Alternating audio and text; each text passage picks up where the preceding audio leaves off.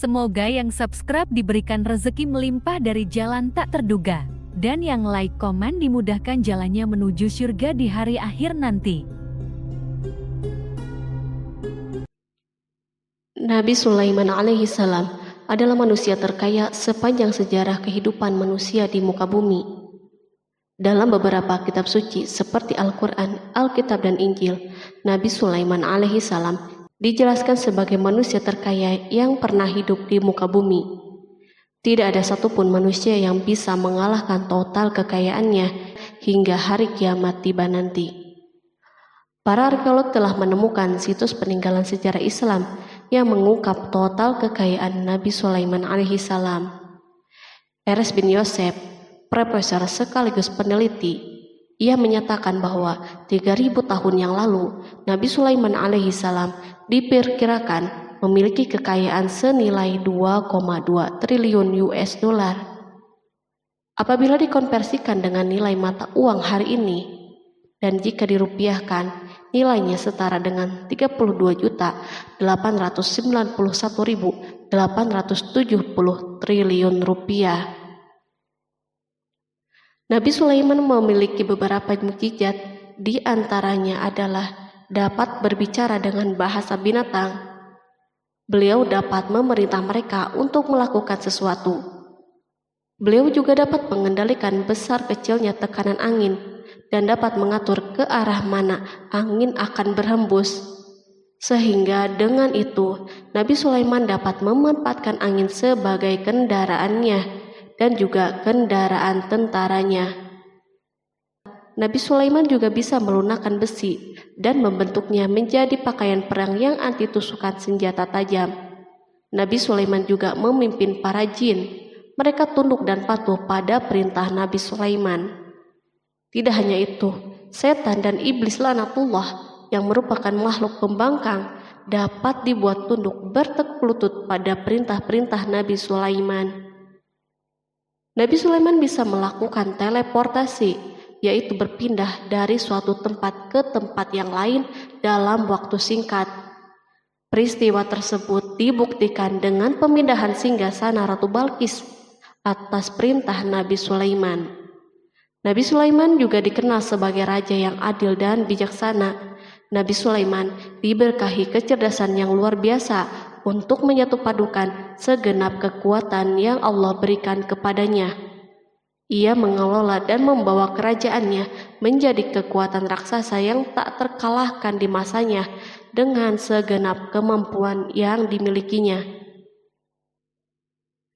Tentara Nabi Sulaiman adalah tentara terkuat di bumi tanpa ada yang menandinginya. Pertanyaan dasar yang muncul kali ini adalah dari mana sumber kekayaan dan kekuatan Nabi Sulaiman alaihi salam? Sebelum saya melanjutkan, mohon bantu channel ini untuk terus berkembang dengan cara subscribe dan nyalakan tanda loncengnya. Berikan komentar yang positif dan berikan like serta share video ini. Semoga semua itu menjadi nilai amal jariah karena telah membantu mensiarkan kisah-kisah Islam pada masyarakat Islam dan dunia. Bismillahirrahmanirrahim. Sungguh kami benar-benar telah menganugerahkan ilmu kepada Daud dan Sulaiman. Keduanya berkata, segala puji bagi Allah yang melebihkan kami dari kebanyakan hamba-hambanya yang mukmin. Sulaiman telah mewarisi Daud dan dia berkata, wahai manusia, kami telah diajari untuk memahami bahasa burung dan kami dianugerahi segala sesuatu. Sesungguhnya semua ini benar-benar karunia yang nyata. Quran Surat An-Naml ayat 15-16. Nabi Sulaiman mewarisi Nabi Daud dalam sisi kenabian dan kekuasaan, bukan mewarisi harta, karena para nabi tidak mewariskan harta. Sepeninggalan mereka, harta para nabi menjadi sedekah bagi orang-orang yang ada di sekitar mereka, yaitu orang-orang fakir dan orang-orang yang membutuhkan. Allah telah memilihnya sebagai nabi dari kalangan Bani Israel. Begitu juga Allah telah memberinya kekuasaan kerajaan sehingga ia menjadi pemimpin Bani Israel. Barangkali sesuatu yang paling penting yang diwarisi oleh Nabi Sulaiman dari Nabi Daud adalah tradisi militer. Kemajuan militer yang dahsyat telah berpindah kepada Nabi Sulaiman. Nabi Daud sebenarnya adalah seorang penggembala kambing yang sangat miskin, tapi seiring dengan perjalanan waktu, ia menjadi komandan pasukan yang tiada tanding. Perubahan keadaan ini adalah sebagai bentuk ilham dari Allah Subhanahu wa Ta'ala dan sebagai dukungan darinya. Daud mengetahui bahwa kekuatan yang hakiki yang mengatur alam semesta adalah kekuatan Allah Subhanahu wa Ta'ala.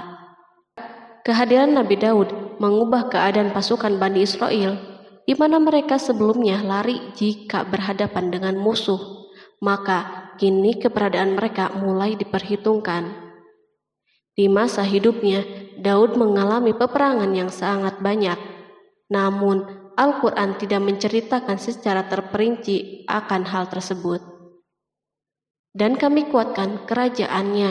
Quran Surat Shad ayat 20. Ayat tersebut berarti bahwa Daud belum pernah terkalahkan dalam peperangan yang diikutinya.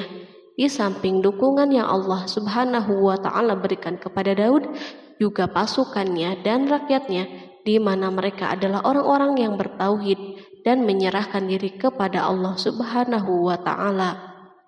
Allah Subhanahu wa Ta'ala mengungkapkan kepada Daud hal-hal yang menjadikan pasukannya memiliki keistimewaan yang dengannya mereka dapat mengalahkan pasukan-pasukan yang lain yang ada di bumi saat itu.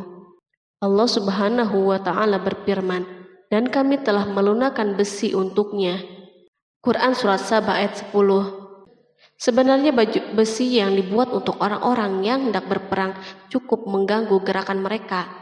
Kita bisa membayangkan ketika ada dua orang yang berperang, yang satunya dapat bergerak dengan bebas, sementara yang lain tidak leluasa bergerak.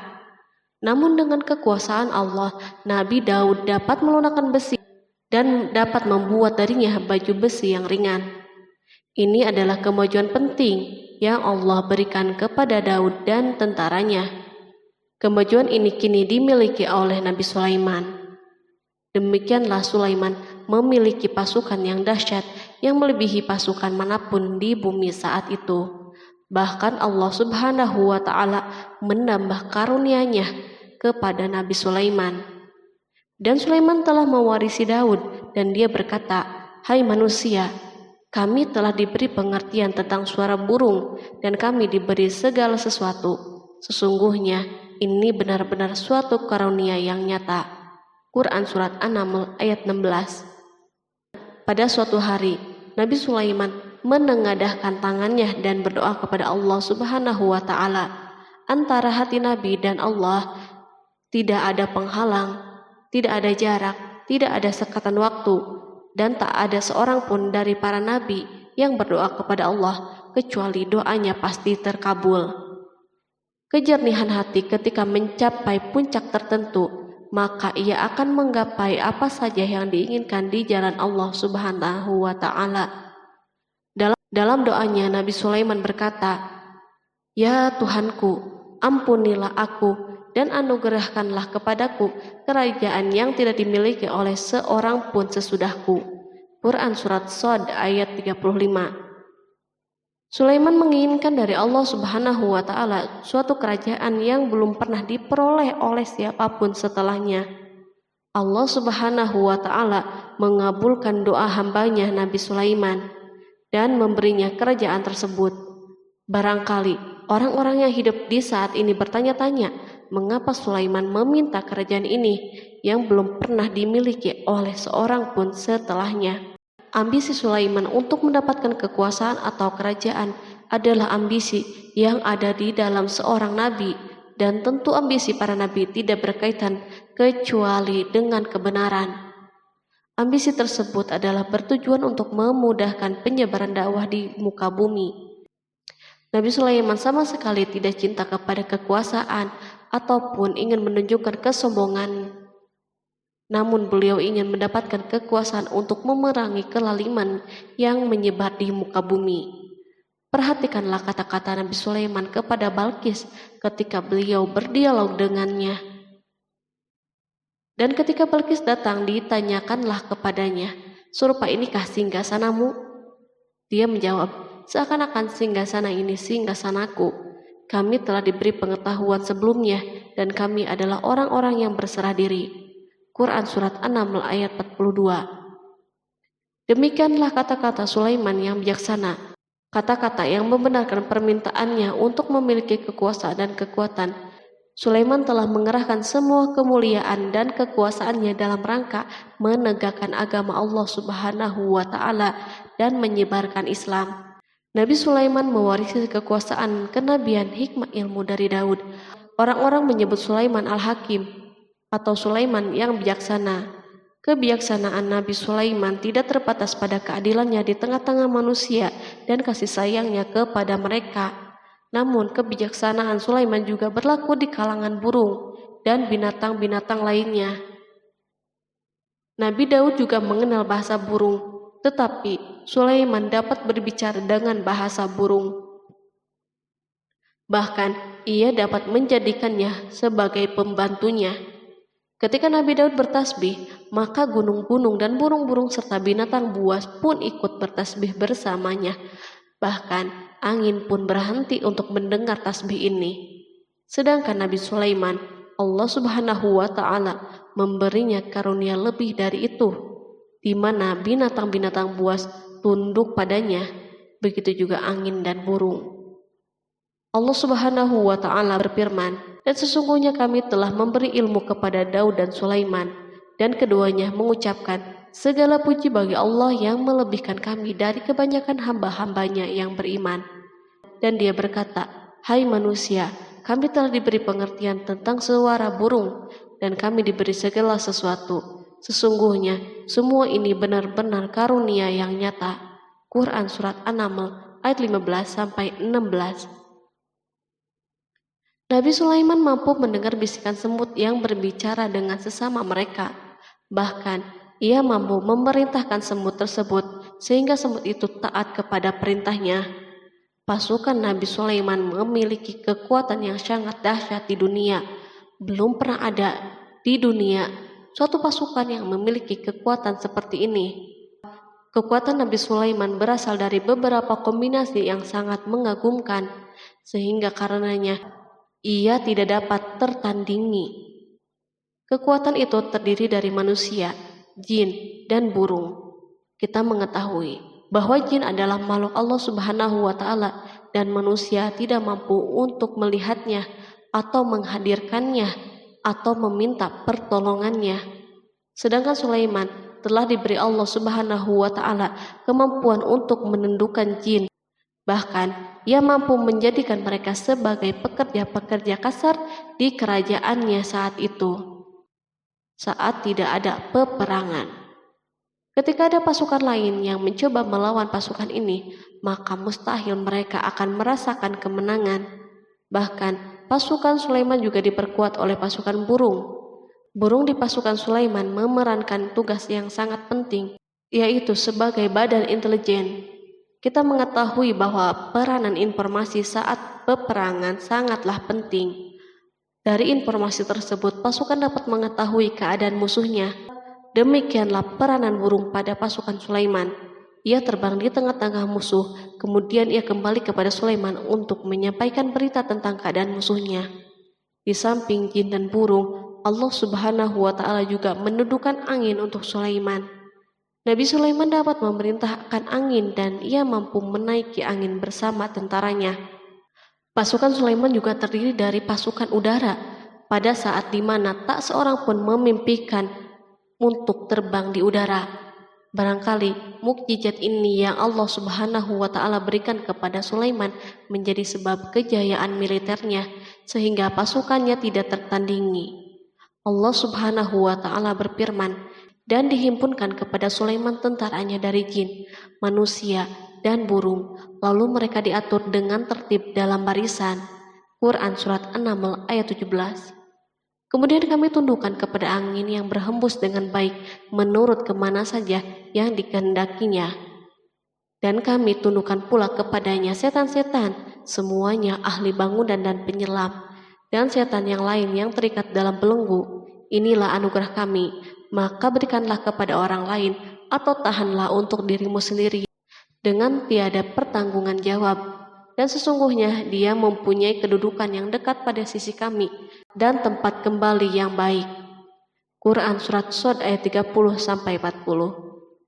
Di samping senjata udara yang Allah Subhanahu wa Ta'ala berikan kepada Sulaiman, Allah Subhanahu wa Ta'ala juga memberikan kemampuan yang tak seorang pun dari para nabi mendapatkannya, yaitu kemampuan untuk memerintah setan. Setan adalah salah satu bagian dari jin. Ia adalah kelompok yang celaka dari bangsa jin. Kelompok ini sebenarnya tidak mampu dikuasai oleh manusia. Bahkan jin soleh pun tidak dapat mengatur mereka. Adapun Sulaiman, Allah Subhanahu wa Ta'ala memberinya kekuasaan untuk menundukkan setan dan mempekerjakannya, bahkan mengikatnya dengan rantai serta menghukumnya jika menentang perintahnya. Setan membangun untuk Sulaiman istana dan patung-patung dan alat-alat perang. Bahkan setan-setan itu menyelam di dasar lautan untuk mengeluarkan permata dan yakut untuk Sulaiman. Jika ada di antara setan yang menentang perintahnya, maka Nabi Sulaiman mengikatnya dengan rantai. Ini semua menunjukkan kekayaan Sulaiman dan kekuasaannya, di mana ia mampu mengatur banyak makhluk di dunia. Tentu kemampuan itu atas izin Allah sebagai mukjizat darinya.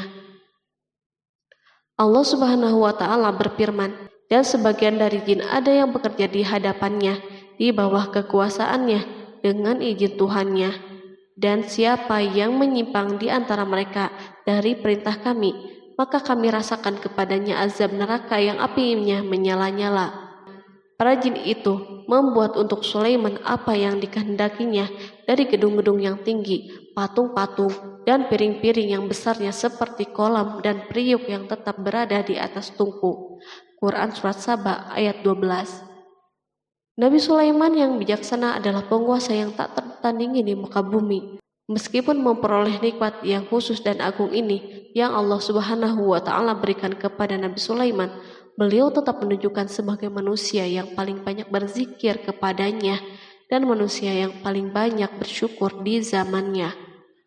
Allah Subhanahu wa Ta'ala berfirman tentang Sulaiman, Sulaiman sebaik-baik hamba, sesungguhnya dia amat taat kepada Tuhannya. Quran Surat Shad ayat 30. Nabi Sulaiman selalu mendirikan sholat, puasa, tasbih, dan mengungkapkan rasa cinta yang dalam. Hamba yang kembali adalah hamba yang menuju Allah Subhanahu wa Ta'ala. Waktu sholat bagi Sulaiman adalah waktu yang sangat penting, sehingga ketika datang waktu itu, maka beliau tidak bisa disibukkan dengan hal yang lain. Sulaiman mengetahui penyakit kuda dan ia mampu berbicara dengan bahasa kuda. Bahkan kuda itu pun mentaati perintah Nabi Sulaiman. Allah Subhanahu wa Ta'ala juga memberikan kenikmatan lain atas Sulaiman. Allah Subhanahu wa Ta'ala berfirman, dan kami alirkan cairan tembaga baginya. Quran Surat Saba ayat 12. Al-Kihtir adalah tembaga yang dicairkan.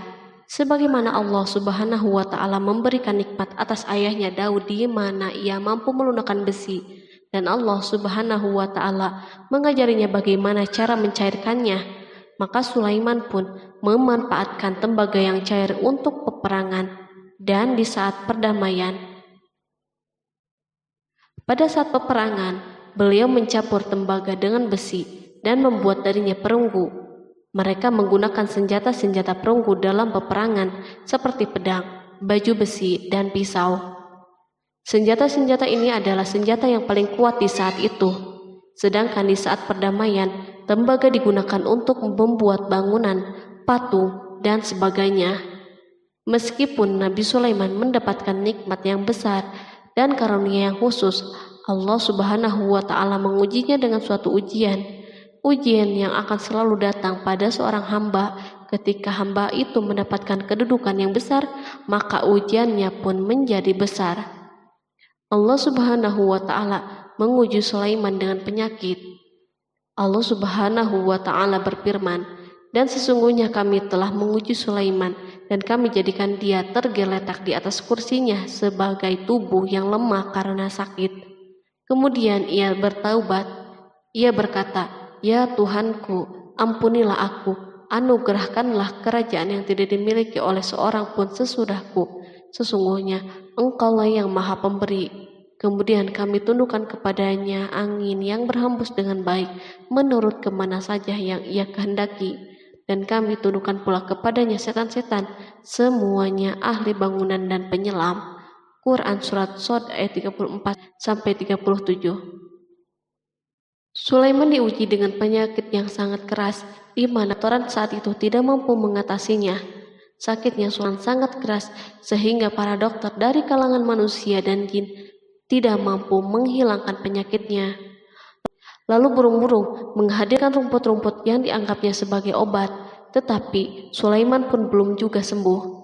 Semakin hari penyakit Sulaiman semakin menjadi-jadi, sehingga ketika Sulaiman duduk di atas kursi, ia duduk bagaikan tubuh tanpa roh, seakan-akan ia mati karena saking kerasnya penyakit yang dideritanya.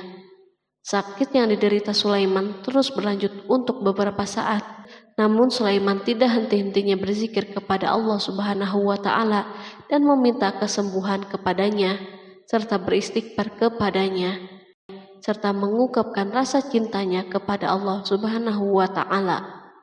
Selesailah ujian Allah Subhanahu wa Ta'ala terhadap hambanya Sulaiman. Beliau pun sembuh. Kini Sulaiman merasakan kembali kesehatannya setelah mengetahui segala kejayaannya dan segala kekuasaannya serta segala kebesarannya tidak lagi mampu menghilangkan penyakit yang dideritanya, kecuali jika Allah Subhanahu wa Ta'ala menghendakinya. Dan sesungguhnya kami telah menguji Sulaiman dan kami jadikan dia tergeletak di atas kursinya sebagai tubuh yang lemah karena sakit. Quran Surat Shod ayat 34. Kata jasad dalam bahasa Arab diungkapkan atas sesuatu yang kehilangan kehidupan atau kesehatan. Nabi Sulaiman telah membangun masjid atau tempat beribadah sehingga manusia menyembah Allah Subhanahu wa Ta'ala di dalamnya.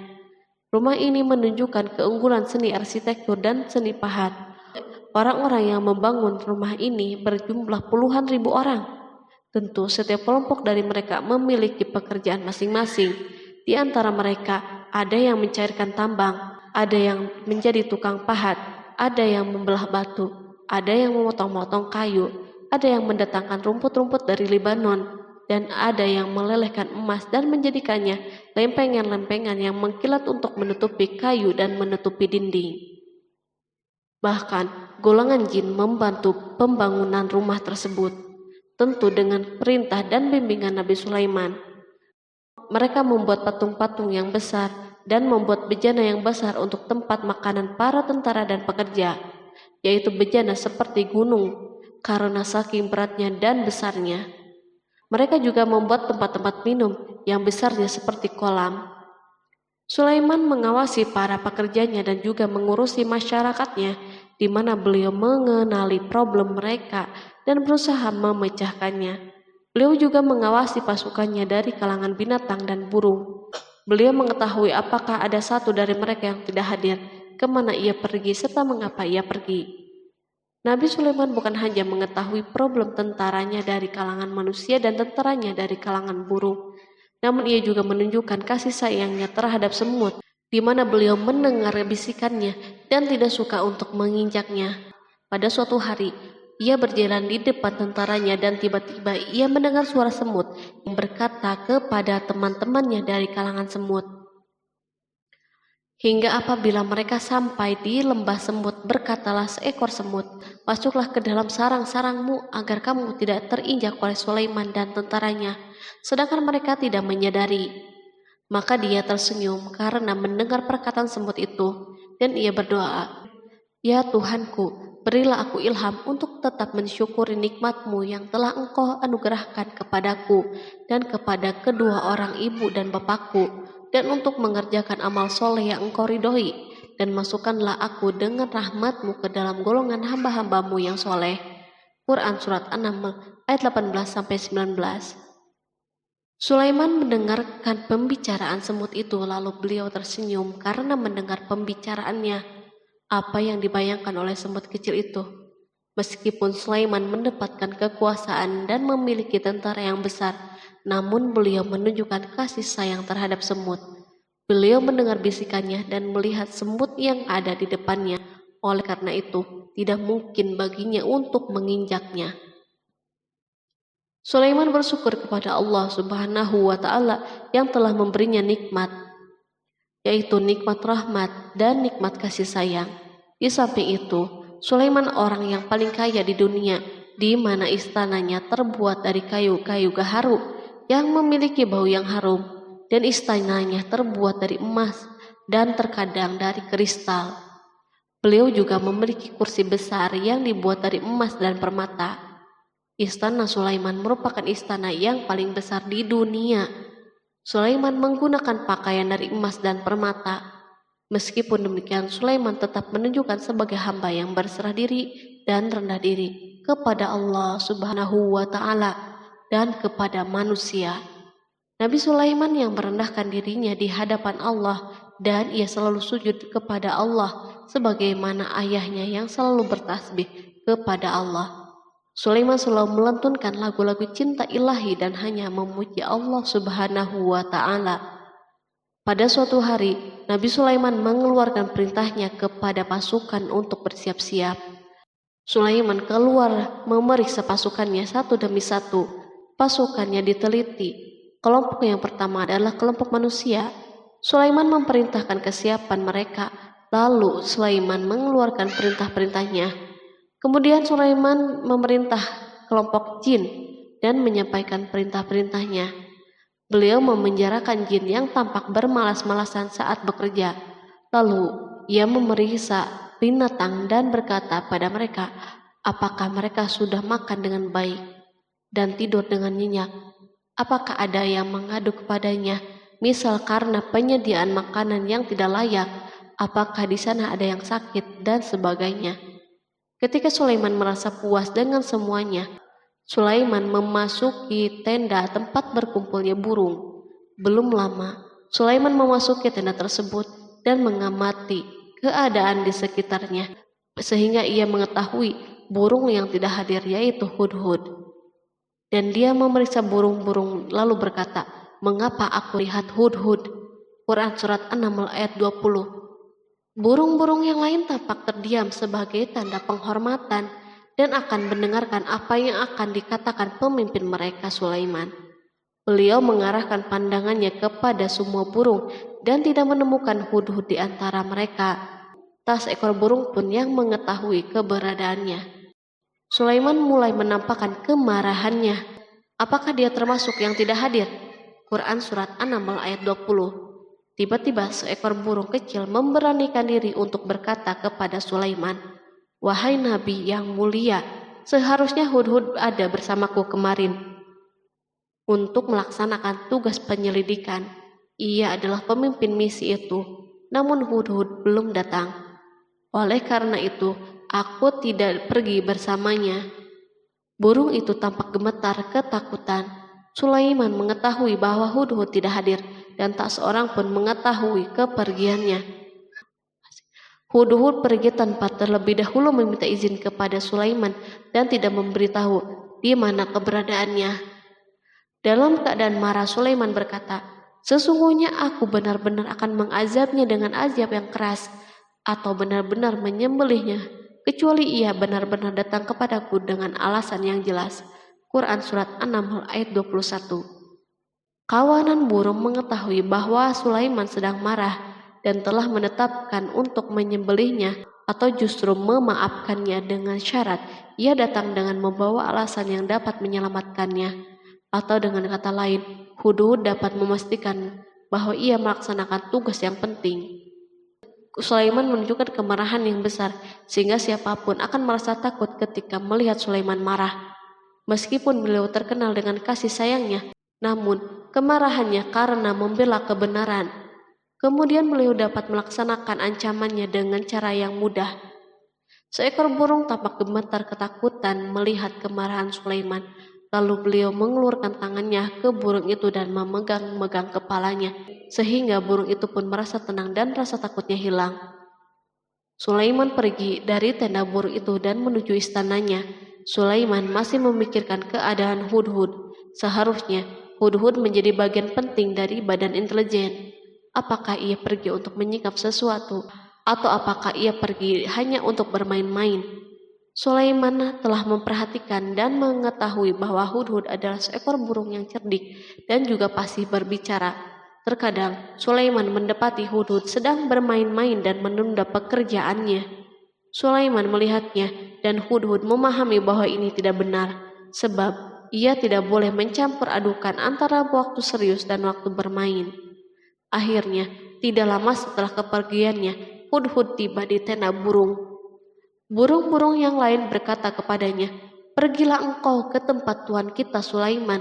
Jika ia mengetahui bahwa engkau telah sampai, maka jiwamu benar-benar terancam."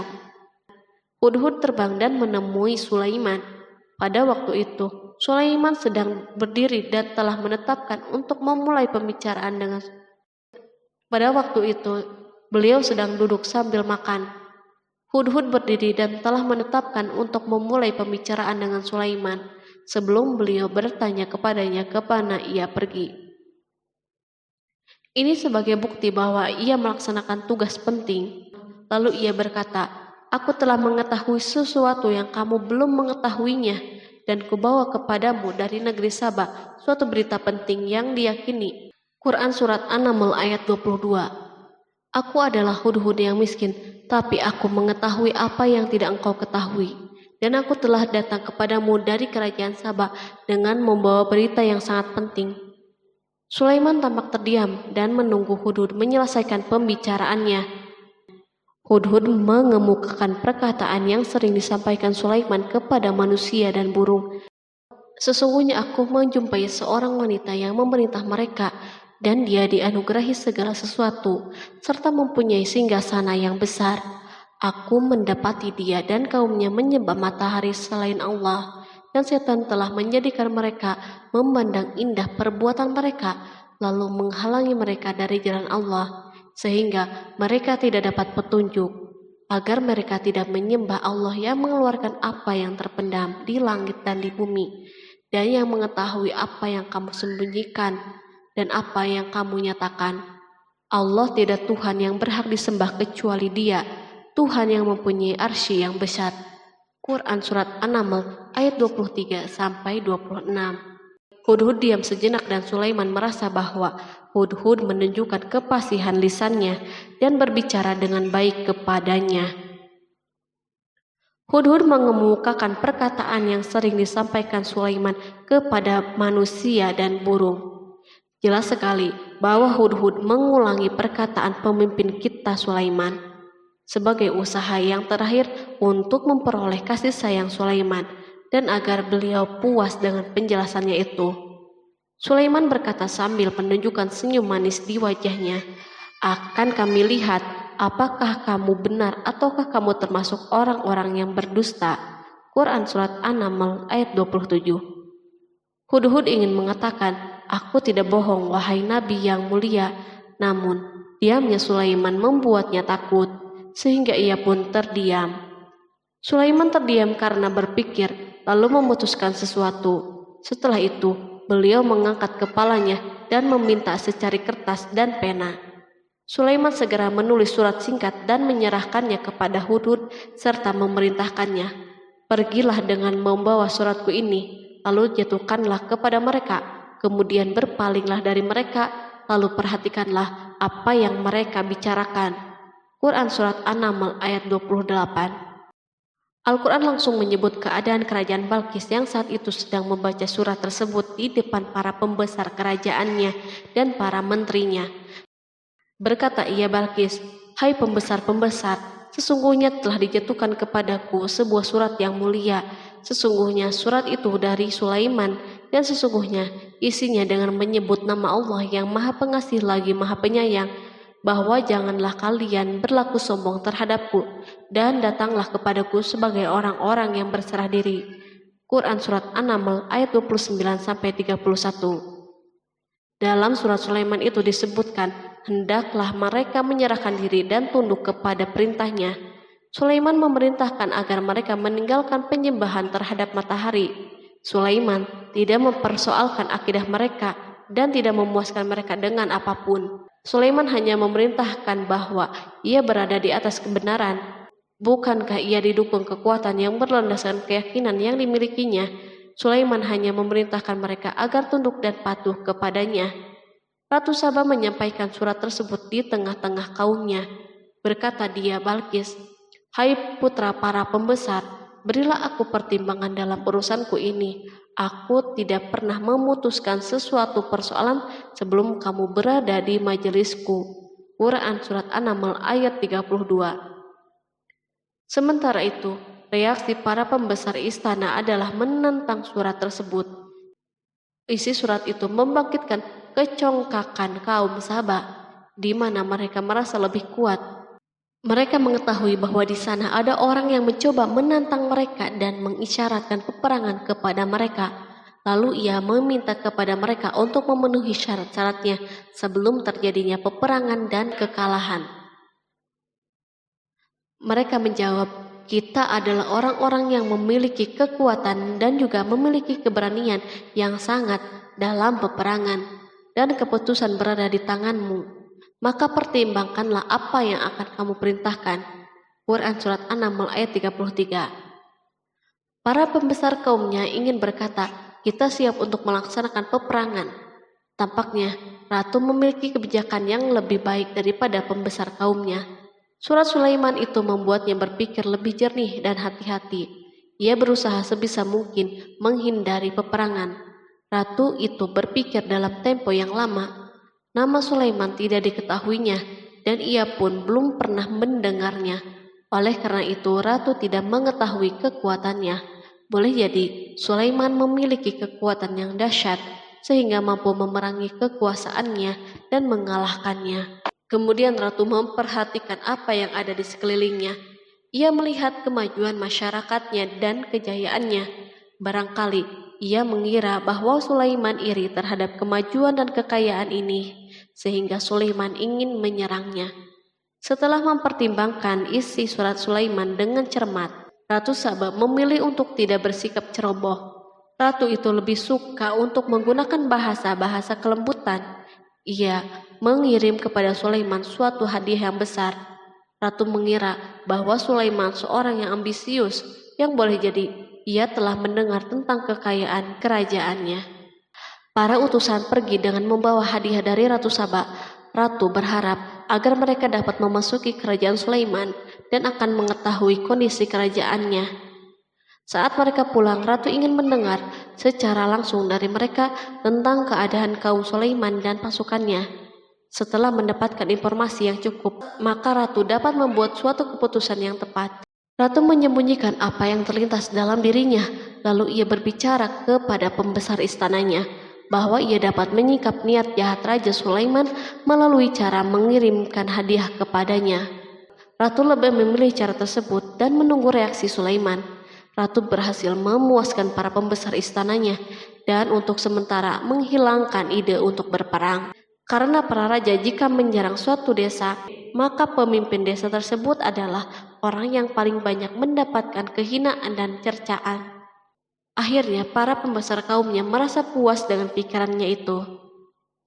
Allah Subhanahu wa Ta'ala berfirman, Dia berkata, "Sesungguhnya raja-raja apabila memasuki suatu negeri, niscaya mereka membinasakannya dan menjadikan penduduknya yang mulia menjadi hina, dan demikian pula lah yang akan mereka perbuat. Dan sesungguhnya aku akan mengirim utusan kepada mereka dengan membawa hadiah, dan aku akan menunggu apa yang akan dibawa kembali oleh utusan-utusan itu." Quran Surat An-Naml ayat 34-35. Kemudian sampailah hadiah Ratu Balkis kepada Nabi Sulaiman. Para badan intelijennya memberitahunya bahwa para utusan Balkis datang dengan membawa hadiah. Sulaiman langsung mengetahui bahwa ratu itu sengaja mengirim orang-orangnya untuk mengetahui atau mendapatkan informasi tentang kekuatannya. Lalu setelah itu, ia mengambil keputusan atau sikapnya kepada Sulaiman. Sulaiman segera memanggil semua pasukannya untuk berkumpul. Utusan Balkis segera memasuki istana Sulaiman yang dipenuhi dengan pasukan besar yang bersenjata. Tiba-tiba, utusan Balkis tampak tercengang ketika melihat kekayaan mereka dan harta mereka yang tidak ada apa-apanya dibandingkan dengan kerajaan Sulaiman. Hadiah mereka tampak tidak berarti. Emas yang mereka bawa tampak tidak berarti saat mereka memasuki istana Sulaiman yang terbuat dari kayu-kayu pohon gaharu yang mengeluarkan bau yang harum serta dihiasi dengan emas. Para utusan Balkis berdiri bersama Sulaiman dan menyaksikan bagaimana Sulaiman mengendalikan pasukannya. Kemudian mereka mulai berpikir tentang kekuatan dan kualitas pasukan Sulaiman. Betapa kagetnya mereka ketika melihat di tengah-tengah pasukan itu terdapat singa, burung, dan tentara dari kalangan manusia yang mampu terbang. Mereka pun sadar bahwa mereka dihadapkan pada pasukan yang tiada taranya. Selesailah demonstrasi pasukan Sulaiman. Kemudian para utusan itu dipersilahkan maju ke tempat hidangan makanan. Para utusan itu sangat terkejut ketika melihat berbagai macam makanan dari penjuru bumi ada di depannya. Dan di antara makanan itu pun terdapat makanan yang biasa ditemukan di negeri mereka. Tetapi mereka melihat bahwa makanan itu memiliki rasa yang istimewa. Selain itu, piring-piring yang ada di depan mereka dan dijadikan tempat makanan terbuat dari emas dan mereka dilayani oleh laki-laki yang berhias dengan emas. Ratu mereka pun tidak mengenakan hiasan itu.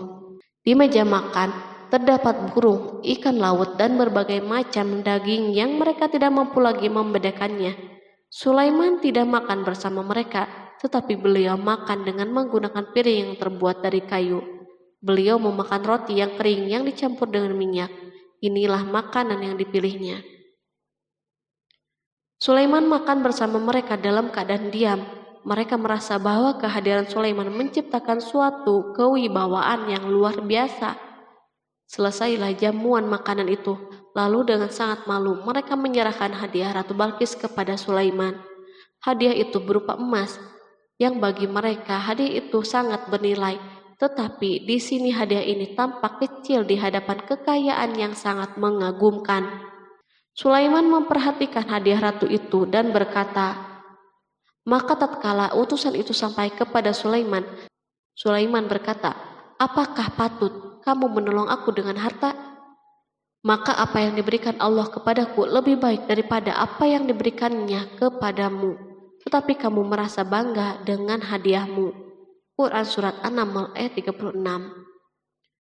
Raja Sulaiman menyingkap dengan kata-katanya yang singkat itu penolakannya terhadap hadiah mereka. Ia memberitahu utusan itu bahwa ia tidak menerima hadiah tersebut. Ia tidak merasa puas dengan hadiah itu. Yang membuatnya puas hanya, janganlah kalian berlaku sombong terhadapku dan datanglah kepadaku sebagai orang-orang yang berserah diri. Lalu Sulaiman kembali berkata dengan pelan, kembalilah kepada mereka. Sesungguhnya kami akan mendatangi mereka dengan bala tentara yang mereka tidak kuasa melawannya. Dan pasti kami akan mengusir mereka dari negeri itu Saba dengan terhina dan mereka menjadi tawanan-tawanan yang hina. Quran Surat An-Naml ayat 37. Sulaiman meninggalkan para utusan ratu itu setelah terlebih dahulu mengancam mereka. Para utusan itu mengharap agar Sulaiman mau menunggu kunjungan dari Ratu Balkis yang akan membawa misi perdamaian. Akhirnya sampailah para utusan Balkis ke negeri Saba. Mereka segera menuju istana ratu. Mereka memberitahu bahwa negeri mereka ada di ujung tanduk. Mereka menceritakan kepada ratu kekuatan Sulaiman dan tidak mungkin bagi mereka mampu melawannya.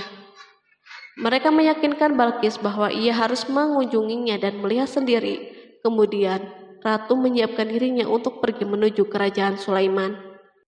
Sulaiman duduk di kursi kerajaan di tengah-tengah para pembesarnya dan para menterinya, serta para komandan pasukan. Sulaiman mengetahui bahwa Balkis menuju tempatnya. Balkis dikelilingi rasa takut. Sulaiman berpikir sejenak tentang bagaimana matahari disembah.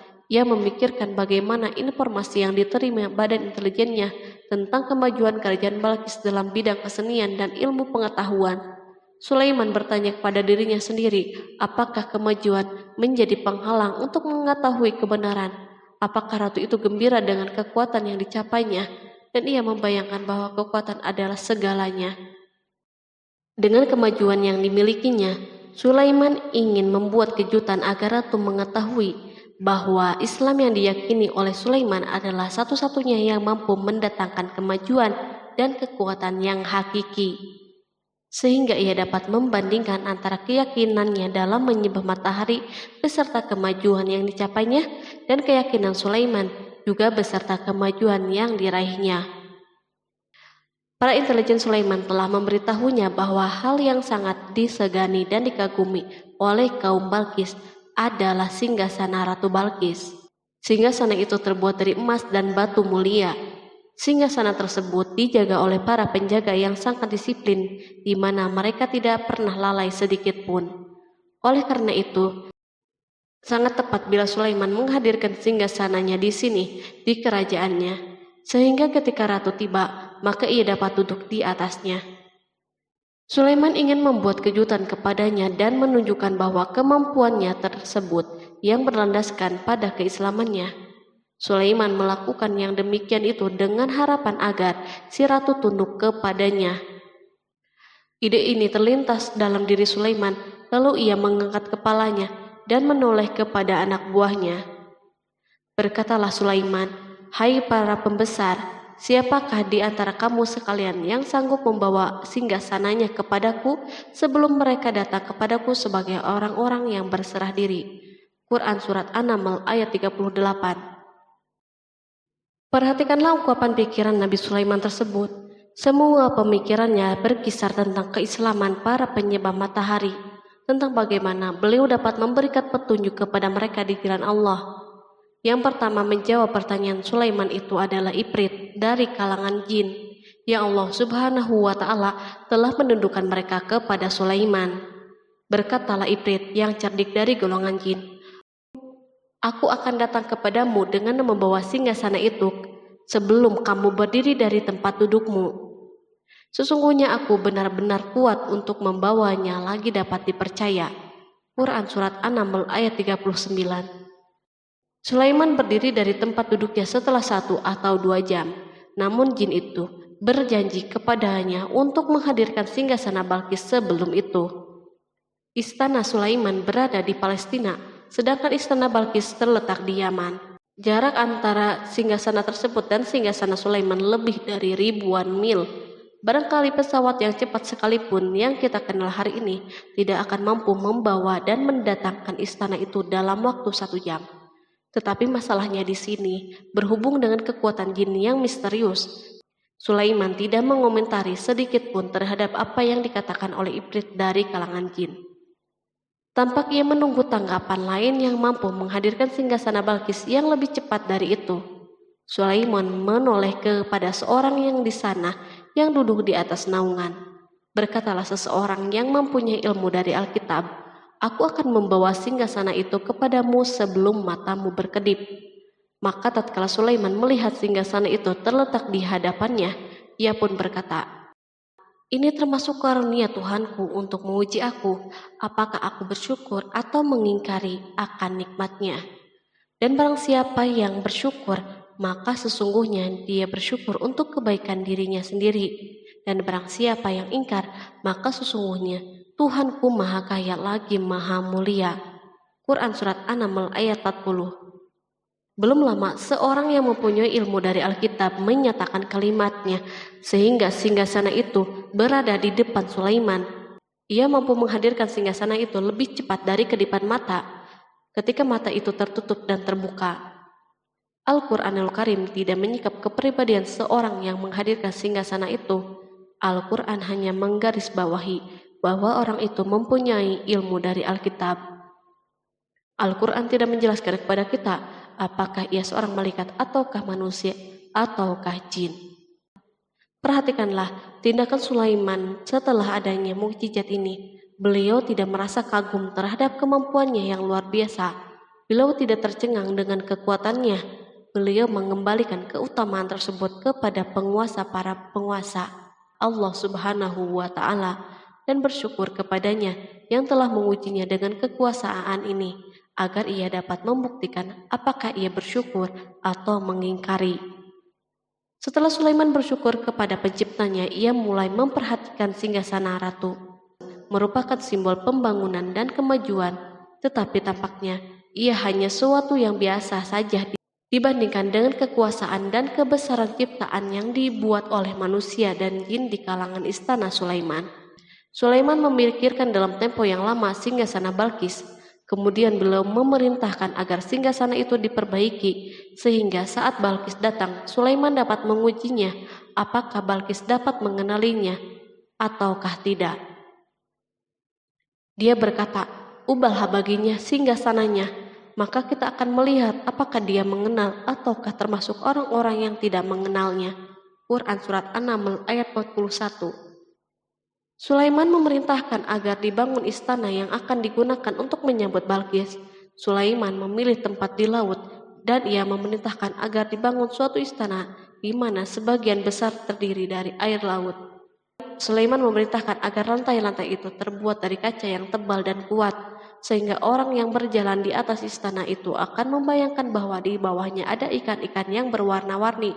Hudhud memberitahu Sulaiman bahwa Balkis telah sampai di dekat kerajaannya. Kemudian Balkis datang. Al-Quran tidak menyebutkan keadaan Sulaiman saat menyambut Balkis, namun Al-Quran justru menunjukkan dua sikap Balkis. Pertama, bagaimana sikap Balkis ketika pertama kali melihat singgasananya yang datang mendahuluinya, padahal ia telah meninggalkan pengawalnya untuk tetap setia menjaga singgasana itu. Kedua, keadaan di depan istana yang penuh dengan permata yang berenang di bawahnya ikan-ikan. Dan ketika Balkis datang, ditanyakanlah kepadanya, "Serupa inikah singgasanamu?"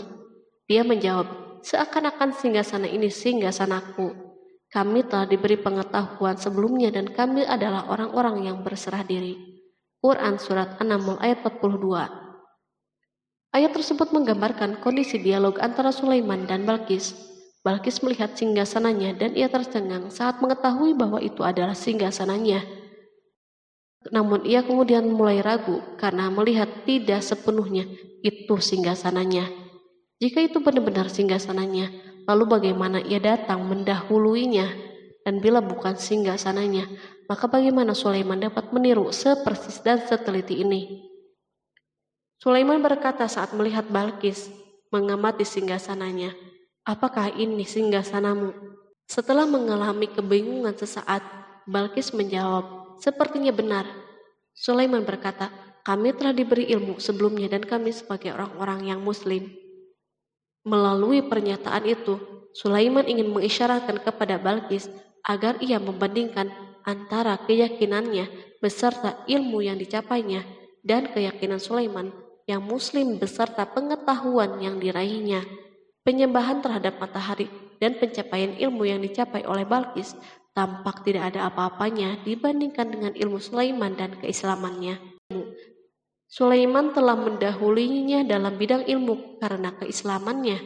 Karena itu sangat mudah baginya untuk mengungguli Balkis dalam ilmu-ilmu yang lain. Demikianlah yang diisyaratkan pernyataan Sulaiman kepada Balkis. Ratu Saba itu mengetahui bahwa ini adalah singgasananya, di mana singgasana itu datang lebih dahulu daripada dirinya. Beberapa bagian darinya telah diubah saat Balkis masih berjalan menuju tempat Sulaiman. Ia berpikir kemampuan apa yang dimiliki oleh Nabi Sulaiman. Balkis tercengang melihat apa yang disaksikannya yang merupakan buah dari keimanan Sulaiman dan hubungannya dengan Allah Subhanahu wa Ta'ala. Sebagaimana Balkis tercengang ketika melihat kemajuan dalam bidang pembangunan seni dan ilmu, maka ia lebih kagum lagi saat melihat hubungan yang kuat antara keislaman Sulaiman dan ilmu serta kemajuannya. Dan apa yang disembahnya selama ini selain Allah mencegahnya untuk melahirkan keislamannya, karena sesungguhnya dia terdahulu termasuk orang-orang yang kafir. Bergoncanglah dalam benak Balkis ribuan hal. Ia melihat keyakinan kaumnya runtuh di hadapan Sulaiman. Ia menyadari matahari yang disembahnya merupakan ciptaan Allah Subhanahu wa Ta'ala, di mana dia menggerakkannya untuk hamba-hambanya. Lalu terbitlah matahari kebenaran pada dirinya. Hatinya diterangi oleh cahaya baru yang tidak akan tenggelam seperti tenggelamnya matahari. Masa keislamannya hanya menunggu waktu. Balkis memilih waktu yang tepat untuk mengumumkan keislamannya. Allah Subhanahu wa Ta'ala berfirman, dikatakan kepadanya, "Masuklah ke dalam istana." Maka tatkala dia melihat lantai istana itu, dikiranya kolam air yang besar dan disikapnya kedua betisnya. Berkatalah Sulaiman, Sesungguhnya ia adalah istana yang licin yang terbuat dari kaca. Berkatalah Balqis, "Ya Tuhanku, sesungguhnya aku telah berbuat zalim terhadap diriku, dan aku berserah diri bersama Sulaiman kepada Allah, Tuhan semesta alam." Quran Surat 6 ayat 44. Dikatakan kepada Balqis, masuklah ke dalam istana. Ketika ia masuk, maka ia tidak menyaksikan adanya kaca, tetapi ia melihat air, sehingga ia mengira akan bersinggungan dengan air laut. Lalu ia menyingkap sedikit bajunya agar bajunya tidak basah. Sulaiman mengingatkannya tanpa melihat agar tidak khawatir terhadap pakaiannya, karena pakaiannya tidak akan basah sebab di sana tidak ada air. Ia sekedar kaca yang halus yang saking halusnya hingga tidak tampak. Pada kesempatan itulah Balqis mengumumkan keislamannya. Ia mengakui kelaliman dirinya dan ia menyatakan penyerahan diri kepada Sulaiman dan kepada Allah Subhanahu wa Ta'ala. Lalu kaumnya pun mengikutinya dan mereka memeluk Islam. Balqis menyadari ia berhadapan dengan penguasa yang terbesar di bumi dan salah satu nabi yang mulia. Untuk pertama kalinya wajah Sulaiman dihiasi dengan senyuman yang menunjukkan kepuasannya sejak Balqis mengunjunginya. Demikianlah Sulaiman mewujudkan kejayaannya yang hakiki dan menyebarkan cahaya Islam di muka bumi. Al-Quran tidak menyebutkan kisah Balqis setelah keislamannya. Para ahli tafsir mengatakan bahwa ia menikah dengan Sulaiman. Selain itu, ada yang mengatakan bahwa ia menikah dengan salah satu orang dekat Sulaiman. Ada juga yang mengatakan bahwa sebagian Raja Habasyah adalah keturunan dari buah perkawinan ini. Sulaiman hidup di tengah-tengah kejayaan dan kemuliaan di muka bumi. Kemudian Allah Subhanahu wa Ta'ala menetapkan kematian baginya. Sebagaimana kehidupan Sulaiman yang berada di puncak kemuliaan dan kejayaan yang penuh dengan keajaiban yang luar biasa, maka kematiannya pun merupakan tanda-tanda kebesaran Allah Subhanahu wa Ta'ala yang penuh dengan keajaiban. Demikianlah bahwa kematiannya sesuai dengan kehidupannya, sesuai dengan kejayaannya. Allah Subhanahu wa Ta'ala berfirman tentang kematian Sulaiman. Maka tatkala kami telah menetapkan kematian Sulaiman, tidak ada yang menunjukkan kepada mereka kematiannya itu kecuali rayap yang memakan tongkatnya. Maka tatkala ia telah tersungkur, tahulah jin bahwa kalau sekiranya mereka mengetahui yang gaib, tentulah mereka tidak akan tetap dalam siksa yang menghinakan. Quran Surat Saba ayat 14. Kemampuan Nabi Sulaiman untuk menundukkan jin dan mempekerjakan mereka serta hubungan mereka dengannya, semua ini menimbulkan fitnah di tengah-tengah manusia dalam hal tertentu. Dan kematian Sulaiman merupakan batasan atau jawaban terhadap fitnah ini. Kami tidak mengetahui siapa yang mengklaim bahwa jin mengetahui hal yang gaib. Kami tidak mengetahui siapa yang bertanggung jawab terhadap tersebarnya isu yang keliru ini. Yang kita ketahui adalah bahwa hal tersebut tersebar dan mempengaruhi sebagian manusia dan jin. Barangkali manusia berkata kepada diri mereka, selama jin melakukan perbuatan yang luar biasa ini, maka apa gerangan yang menjadikan mereka tidak mengetahui hal-hal yang gaib itu? Manusia lupa bahwa kunci kegaiban berada di tangan Allah Subhanahu wa Ta'ala. Masalah ilmu gaib tidak akan mampu dikuasai oleh jin, manusia, ataupun para nabi dan semua makhluk. Hanya Dia yang mengetahuinya. Allah Subhanahu wa Ta'ala merencanakan bahwa kematian Sulaiman pun bertujuan untuk menghancurkan pemikiran ini, yaitu pemikiran bahwa jin mengetahui hal yang gaib. Jin bekerja untuk Nabi Sulaiman selama beliau hidup, dan tatkala beliau meninggal, maka tugas mereka menjadi bebas. Nabi Sulaiman meninggal tanpa diketahui oleh jin, sehingga mereka tetap bekerja untuknya. Mereka tetap kepada Sulaiman. Seandainya mereka mengetahui hal yang gaib, niscaya mereka tidak akan meneruskan pekerjaan mereka. Pada suatu hari Sulaiman memasuki mihrabnya untuk itikaf, ibadah dan sholat. Tak seorang pun berani mengganggu khalwat di mihrabnya. Mihrab Sulaiman terletak di puncak gunung dan dindingnya terbuat dari permata. Pada suatu hari, Sulaiman duduk bersandar pada tongkatnya dan ia tampak tenggelam dalam tafakur. Beliau berzikir kepada Allah hingga rasa kantuk menguasainya. Lalu setelah itu malaikat maut menemuinya di mihrabnya. Sulaiman pun meninggal. Beliau bersandar kepada tongkatnya. Jin melihatnya dan mengira bahwa beliau sedang sholat. sehingga mereka pun tetap melanjutkan pekerjaannya. Berlalulah hari yang panjang, kemudian datanglah rayap, yaitu semut kecil yang memakan kayu. Hewan itu pun mulai memakan tongkat Sulaiman. Rayap-rayap itu tampak lapar. Sebagian dari tongkat Sulaiman dimakan beberapa hari oleh rayap itu. Ketika yang dimakannya semakin bertambah, maka tongkat itu pun menjadi rusak dan jatuh dari tangan Sulaiman. Tubuh mulia itu kehilangan keseimbangan dan terhempas di bumi. Tatkala tubuh suci itu tersungkur, maka manusia segera menuju ke sana. Mereka menyadari dan mengetahui bahwa Nabi Sulaiman telah meninggal dalam waktu yang sangat lama. Jin menyadari bahwa mereka tidak mengetahui hal-hal yang gaib, dan manusia pun mengetahui hakikat ini.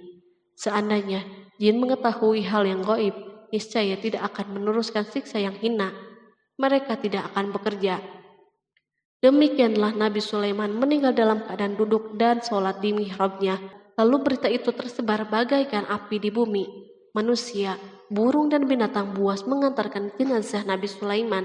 Sekawanan burung tampak sedih dan menangis. Semua makhluk bersedih. Akhirnya, tak seorang pun mengetahui bahasa burung di bumi.